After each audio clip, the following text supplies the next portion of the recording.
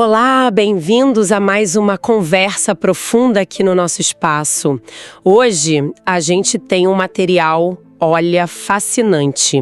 Vamos analisar trechos do livro Análise da Inteligência de Cristo, do Augusto Cury, psiquiatra, escritor. Ele passou 17 anos estudando a mente por trás dessa figura que, dividiu a história. E o mais interessante é a abordagem, eu acho. Cury, que tem uma origem multirracial e ele mesmo se descreve como um ex-ateu, assim, bem cético, ele traz uma lente puramente psicológica. Então, nossa ideia aqui é explorar os pontos que ele achou mais intrigantes da personalidade e da inteligência de Cristo, sabe? Deixando um pouco de lado a questão da fé, da teologia e focando nessa análise psicológica mesmo. Exatamente. Que não importa a crença de cada um, investigar essa inteligência, a mente de Cristo, pode ser um exercício muito rico, sabe? Para expandir a própria mente, para buscar sabedoria. Ele não está olhando para o divino, mas sim para o funcionamento dessa mente que ele considera surpreendente. Como ela construía pensamentos, como reagia, especialmente assim, sob forte pressão. Certo, então vamos mergulhar nisso. O que o Cury identifica como tão singular nessa inteligência, nessa personalidade? Como isso aparecia no dia a dia pela análise dele? Olha, um ponto que o Cury bate muito na tecla é o paradoxo, né? Cristo, segundo ele, não teve acesso formal àquela cultura erudita da época, filosofia grega, direito romano, essas coisas. Sim, exato. Mas, ainda assim, produziu pensamentos de uma complexidade que, deixava os caras mais cultos da época, os escribas, os fariseus, que eram super versados na tradição, perplexos. E tem mais. Vivia uma vida que Cury descreve como árida, sem conforto. Mas o foco dele parecia estar sempre na dor dos outros. O Cury analisa isso pelo que ele chama de a arte de pensar. Ele argumenta que Cristo mostrava uma maestria, assim, fora do comum, em funções que hoje a psicologia valoriza muito, para a saúde mental, para a inteligência emocional. Coisas como, por exemplo, a capacidade de olhar para dentro, de refletir, que ele chama de interiorizar-se, a capacidade de extrair aprendizado, sabedoria da dor, do sofrimento, em vez de só ficar na amargura, lidar com perda, com frustração, mantendo a dignidade, gerenciar as próprias emoções mesmo no meio do conflito, da tensão. Essa gestão emocional, né? Exato. E também contemplar o belo, as coisas simples, ter empatia. Uma empatia profunda, a ponto de se doar sem esperar nada em troca. Aí o Cury compara ele com outros grandes nomes, Sócrates, Platão, Buda. E diz que, embora todos fossem geniais em certas áreas, Cristo teria demonstrado uma amplitude maior ao viver tudo isso de forma integrada. E essa questão da resiliência emocional que você mencionou, isso parece ser central para o Cury, né? Apesar de toda a perseguição, do sofrimento que estava por vir, ele descreve Cristo como alguém que irradiava tranquilidade e falava o tempo todo sobre amor. Isso, do ponto de vista psicológico, é o que o Cury acha fascinante mesmo, tenta decifrar. Sim. A análise dele vai fundo nisso, na estrutura da personalidade. Ele tenta entender como os pensamentos eram construídos naquela mente, sabe? Como a energia emocional era transformada, por exemplo, como o medo, a raiva não o dominavam, e como se formava o que Cury chama de consciência existencial. Consciência existencial, o que seria isso para ele? Para ele, é essa noção profunda de si mesmo, do propósito, do lugar no mundo. E a inteligência, nesse modelo do Cury, seria a forma como essa personalidade que ele vê como super complexa respondia aos desafios internos e externos. E o Cury é bem enfático. Ele diz que essa personalidade era tão complexa, tão multifacetada, que a ciência, a psicologia, a psiquiatria foram até um pouco tímidas em não estudar mais a fundo. Isso leva a gente para uma questão que não dá para fugir, que o próprio Cury, como ex-ateu, teve que encarar. Essa figura foi real ou é uma construção literária, ainda que genial? Como é que ele aborda essa questão da historicidade usando as ferramentas psicológicas dele? Olha, essa é uma parte bem importante da argumentação dele. Cury não vai muito pelas provas arqueológicas ou textuais clássicas. mas pelo que ele chama de evidências psicológicas da realidade histórica. Um dos pilares é a honestidade dos autores dos evangelhos sobre siísmos, uma honestidade que ele acha quase brutal. Como assim? Pensa só, Mateus, João ou Marcos, que Cury acredita ter registrado as memórias de Pedro, eles se descrevem cheios de falhas, né? Com medo, abandonando Cristo na prisão, Pedro negando ele 3 vezes. É verdade. Aí o Cury pergunta, se você estivesse inventando um herói e seus seguidores fiéis, você pintaria eles de uma forma tão pouco heróica? Ele sugere que essa honestidade, que é até desconcertante, especialmente a de Pedro contando a própria negação vergonhosa, foi algo aprendido com o próprio Cristo, que valorizava a verdade interior acima da imagem pública, sabe? É um ângulo interessante mesmo. Mexe com a lógica da construção de mitos, né? Geralmente a gente esconde as falhas dos heróis do círculo íntimo deles, não expõe assim. Exatamente. Outro ponto forte na análise do Cury é o relato da angústia de Cristo. Descrever aquela agonia profunda no Getsemane, o suor como gotas de sangue, um detalhe que Cury como médico acha bem significativo. Ou então o silêncio de Cristo durante o julgamento, quando ele tinha toda a capacidade retórica para se defender.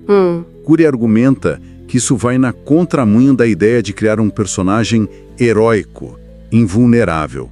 Seria muito mais fácil focar só nos milagres, na glória, no poder, concorda? A descrição dessa vulnerabilidade, dessa dor tão humana, sugere para Cury um relato de fatos observados e não uma ficção idealizada. E as ações concretas dele, elas também entram nessa análise de autenticidade psicológica. Sim, bastante. Cury analisa, por exemplo, a famosa entrada em Jerusalém. No auge da popularidade, quando a multidão estava aclamando ele, esperando talvez uma demonstração de força, quem sabe até um ato político contra Roma, ele entra montado num jumentinho. Símbolo de humildade, né? Exato. Humildade, serviço, não poder real.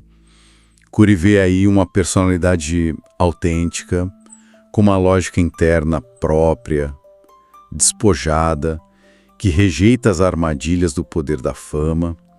Ele chega a dizer que essa combinação de popularidade massiva com humildade radical seria inconstrutível. Seria muito difícil para a imaginação humana comum inventar isso, porque a gente tende a projetar nossos desejos de grandeza nos heróis. Entendi. Quer dizer, a ação seria tão contra o esperado para a época e talvez até hoje, que seria difícil alguém simplesmente inventar como parte de uma narrativa heróica padrão. Diferenças, os detalhes específicos em cada evangelho, como indícios de relatos de testemunhas oculares, e não uma ficção coordenada. Por exemplo, ele cita que Lucas, que a tradição diz ser médico e mais detalhista, é o único que registra o momento em que Cristo, logo depois da negação de Pedro, olha diretamente para ele. Cury interpreta essas nuances não como contradições, mas como a marca da memória humana. Pessoas diferentes focando em aspectos diferentes do mesmo evento. Para ele, isso dá uma autenticidade psicológica para os relatos. Ok, então Cury estabelece o argumento dele para a realidade histórica com base nesses marcadores psicológicos. Agora, vamos para o centro da questão. As intuições psicológicas que ele acredita que Cristo tinha e ensinava. Cury parece lamentar que a psicologia moderna não tenha explorado mais isso, né? Ele dá exemplos concretos. Sim. Ele lamenta bastante o que ele acha que foi uma oportunidade perdida pela psicologia, pela psiquiatria. Um exemplo bem claro que ele explora é a questão da ansiedade. Cury pega aquela frase famosa, não andeis ansiosos pela vossa vida. Ele não interpreta isso como um comando para, não ter preocupações. Afinal, planejar, antecipar desafios é natural, é necessário. A chave para o Cury está no andeis ansiosos. Ele entende que Cristo estava diferenciando a ansiedade que é funcional daquela que vira um estado permanente, patológico, um viver ansioso. Ah, entendi a diferença. Cristo estaria alertando contra o sofrimento por antecipação, o que ele resume em outra frase: basta ao dia o seu próprio mal. Na visão do Cury, isso é um insight muito profundo sobre a necessidade de gerenciar ativamente os nossos pensamentos para não cair na armadilha da ansiedade crônica. Isso conecta com algo que todo mundo vive, né? A mente não para. O próprio Cury diz que o fluxo de pensamentos é a nossa maior fonte de entretenimento, mas também pode ser a maior fonte de angústia. O desafio não é parar de pensar, isso é impossível, mas sim aprender a gerenciar esse fluxo constante. Exatamente. E é aí que Cury introduz um conceito da própria teoria psicológica dele, o RAM, registro automático da memória. Ele propõe que a nossa mente funciona como se fosse uma câmera de segurança mental sempre ligada, gravando automaticamente tudo que a gente vive, especialmente as experiências com carga emocional forte, boas ou ruins. E não dá para apagar, né? Não temos um botão de delete para essas memórias, mas, e aqui está o ponto crucial na análise de Cury sobre Cristo, a gente pode reescrever ou reinterpretar essas memórias. Ele sugere que Cristo ensinava, na prática, a lidar muito rápido com as emoções negativas, raiva, mágoa, medo, intolerância, para não ficar ruminando aquilo. Para não ficar remoendo. Isso. Ao fazer isso, a gente evitaria reforçar esses registros negativos na memória RAM, o que, segundo Cury, promove uma liberdade interior imensa. Faz sentido. Seria como não deixar aquela gravação negativa se fixar ou ficar repetindo sem parar na mente. Isso se encaixa bem com a ideia central que Cury atribui a Cristo. A transformação real começa por dentro, né? Lá no palco da mente, nos pensamentos, nas emoções. Falando em transformações e como a gente lida com o mundo lá fora, como Cury analisa a forma como Cristo interagia com as normas sociais, que eram super rígidas, e o preconceito da época? Ele usa alguma história específica para ilustrar isso? Ele usa muito a história da mulher samaritana. É um exemplo que ele acha paradigmático do que ele chama de enfrentamento à ditadura do preconceito. A situação ali era complicadíssima. Sim, tinha toda aquela questão entre judeus e samaritanos. Exato. Uma barreira histórica, religiosa, racial profunda. E além disso, a mulher em questão tinha uma reputação moral considerada péssima pela sociedade da época. Aí Cristo, sendo judeu e mestre religioso, fez o impensável. Primeiro, quebrou a barreira racial ao iniciar a conversa. Segundo, quebrou a barreira moral ao dialogar com ela de forma respeitosa, profunda, sem julgamento. Ele não focou nos erros dela, mas na sede interior dela, na angústia existencial. Chegou até a elogiar a honestidade dela ao admitir a situação complexa de vida que ela tinha. E qual foi o impacto psicológico disso nela e na comunidade, na interpretação do Cury? O impacto, como está descrito no relato, foi imediato, profundo. A mulher saiu dali transformada, tão impactada que esqueceu o cântaro, o motivo original de ela ter ido ao poço e correu para a aldeia dela para contar a experiência. Ela virou uma propagandista espontânea daquele encontro que a validou como ser humano. Que interessante. Cury vê nisso uma demonstração prática de princípios psicológicos e sociológicos superpoderosos. Inclusão, valorização do indivíduo acima de rótulos, raça, moral, história, foco no potencial humano. Ele acredita que esses princípios, se a gente aplicasse na educação, na sociedade, teriam um poder imenso de combater a discriminação e promover saúde mental coletiva. E a relação com o poder político estabelecido? Cury também vê um desafio ali? Sim, Cury argumenta que Cristo desafiou o sistema político frontalmente, mas não do jeito que esperavam. Ele recusou o caminho do poder terreno, da força militar, da influência política direta. A revolução que ele propunha era interna. Meu reino não é deste mundo. O que, claro, incomodou muita gente. Exatamente. Incomodou enormemente a elite religiosa e política judaica da época, que queria um líder que os libertasse do domínio romano. Cury interpreta que essa liderança, sentindo o próprio poder ameaçado pela proposta de Cristo, acabou preferindo manter a submissão a Roma, a César, do que abraçar a liderança transformadora e espiritual que ele oferecia. É nesse contexto que Cury menciona a Síndrome de Pilatos. Síndrome de Pilatos. Não como um diagnóstico clínico, claro, mas como um símbolo dessa tendência psicológica de lavar as mãos, de se omitir, de trair a própria consciência por conveniência política ou por medo de complicação. Entendi. Vamos agora pro núcleo mesmo dos ensinamentos que Cury analisa como sendo psicologicamente radicais. Amor, perdão, humildade. Ele dá um peso enorme ao amor, né? Mais até do que outras escolas psicológicas, talvez. Com certeza. Cury coloca o amor não só como um sentimento, mas como uma necessidade humana fundamental, talvez a mais profunda de todas. Indo além da ênfase freudiana na sexualidade, por exemplo, o mandamento "amai-vos uns aos outros como eu vos amei", e principalmente o desafio de amar os inimigos, são vistos por ele como o ponto mais alto da inteligência emocional, da maturidade psicológica. E o dar a outra face, como ele interpreta isso? Na leitura de Cury, o dar a outra face não tem nada de passividade ou fraqueza. Pelo contrário, seria uma demonstração de força interior imensa, de segurança psicológica.